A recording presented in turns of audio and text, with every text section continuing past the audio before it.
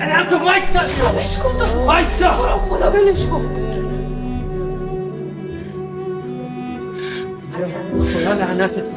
خدا لعنتت کنه زن. به کی زدی؟ به من که کل زندگیمو واسه آسایش تو گذاشتم. به کی زدی ها؟ تو رو خدا ببخش، به خاطر بچه‌مون ببخش. ببین داره نگاهمون میکنه. خفه شو حیوان. تو بچه میفهمی چیه؟ تو اگه بچه میفهمیدی چیه که تو روز روشن مرد نمی آوردی خونه، چرا به من عشق میدی؟ تو رو خدا داد نزن، آبروی زن تو جلو در همسایه نبر.